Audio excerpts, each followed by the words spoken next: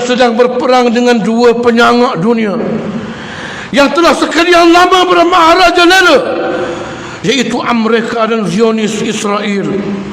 Fitnah yang memecah belahkan kita serta adu domba yang tidak berkesudahan menjadikan sebahagian kita lupa bahawasanya walau apa sekalipun mazhab agama rakyat Iran dan walau bagaimana teruk pun fahaman radikal sebahagian kecil di kalangan mereka, sekali-kali tidak dapat mengubah hakikat betapa Iran adalah wilayah Islam dan negara umat Islam.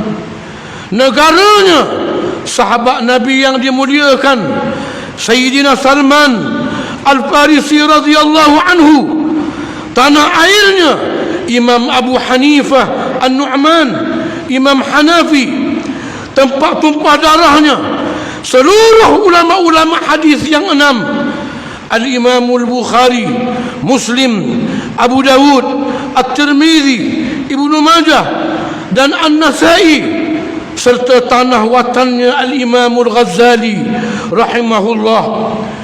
Dan juga kita lupa betapa Syiah yang sedang menguasai Iran sekarang ini adalah Syiah yang sederhana, bahkan tersangat lunak dan mendahagakan penyatuan di kalangan seluruh umat Islam.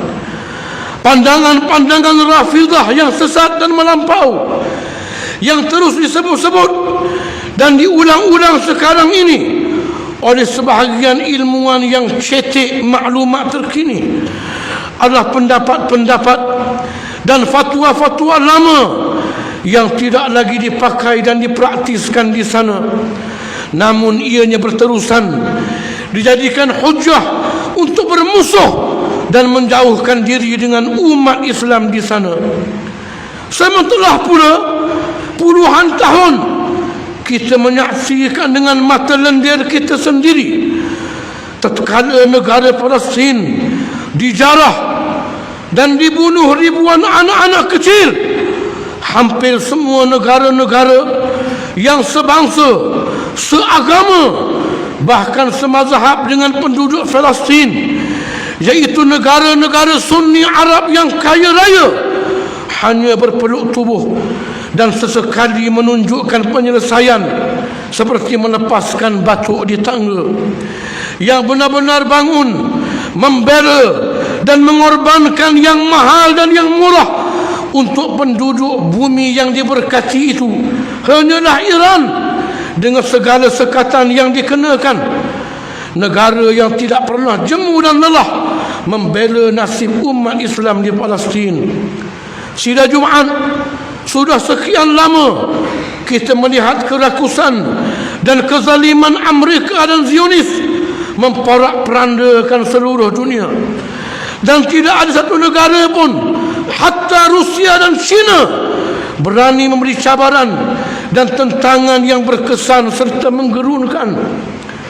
Namun seminggu dua ini, dengan kehendak Allah, hegemoni dan kesombongan golongan yang dilaknat Allah ini mulai tercalar dan merudum dengan kehendak Allah.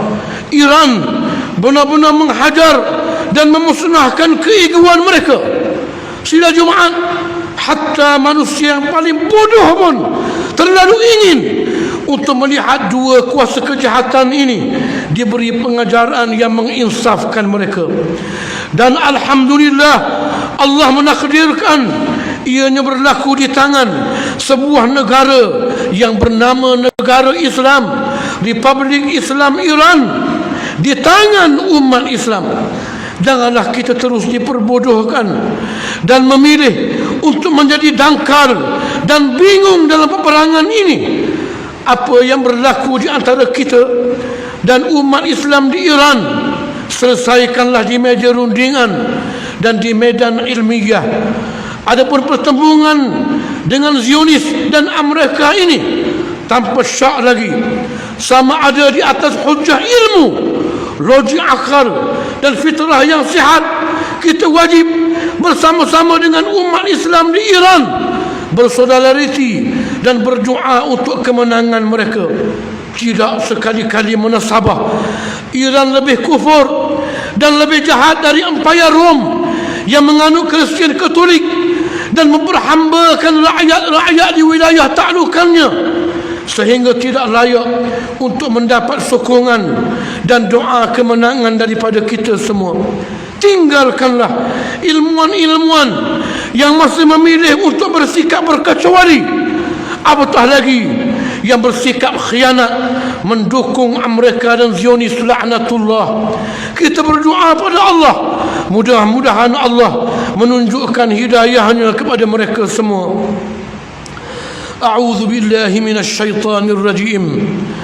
Wa in ta'ifatan minal mu'minina iqtatalu fa aslihu bainahuma fa in baghat ihdahuma 'ala al-ukhra فقاتلوا التي تبغي حتى تفيء إلى أمر الله فإن فاءت فأصلحوا بينهما بالعدل وأقسطوا إن الله يحب المقسطين إنما المؤمنون إخوة فأصلحوا بين أخويكم واتقوا الله لعلكم ترحمون. Surah Al-Hujurat. Maksudnya, dan jika dua puak dari orang-orang yang beriman berperang, maka damaikanlah di antara keduanya.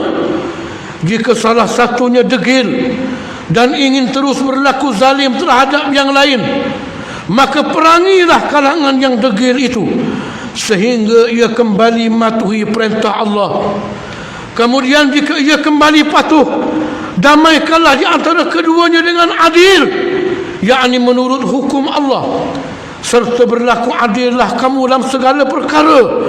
Sesungguhnya Allah mengasihi orang-orang yang berlaku adil. Yang demikian itu adalah kerana sebenarnya orang-orang yang beriman itu adalah bersaudara. Maka damaikanlah di antara dua saudara kamu yang bertelengkah itu, dan bertakwalah kepada Allah supaya kamu beroleh rahmatnya. Barakallahu li wa lakum fil Qur'anil azim ونفعني وإياكم بما فيه من الآيات والذكر الحكيم وتقبل اللهم مني ومنكم تلاوته إنه هو السميع العليم. فأقول قولي هذا وأستغفر الله العظيم لي ولكم ولسائر المجاهدين والمجاهدات فاستغفروه فيا فوز المستغفرين ويا نجاة التائبين. يا موفق الطاعين وفقنا لطاعتك أجمعين وتب علينا وعلى المسلمين واغفر ذنب من يقول أستغفر الله العظيم فأستغفر الله العظيم. الحمد لله الذي أرسل رسوله بالهدى ودين الحق ليظهره على الدين كله ولو كره المشركون. وأشهد أن لا إله إلا الله وحده صدق وعده ونصر عبده وأعز جنده وهزم الأحزاب وحده. وأشهد أن محمدا عبده ورسوله. اللهم صل وسلم وبارك على سيدنا محمد وعلى آله وصحبه ومن تبعه ونصره وجاهد جهاده ووالاه. أما بعد، يا أيها الذين آمنوا اتقوا الله حق تقاته ولا تموتن إلا وأنتم مسلمون. Sila Jumaat yang dirahmati Allah Ta'ala sekalian, alhamdulillah, segala puji bagi Allah yang menjadikan penghulu bagi sekalian hari sebagai penutup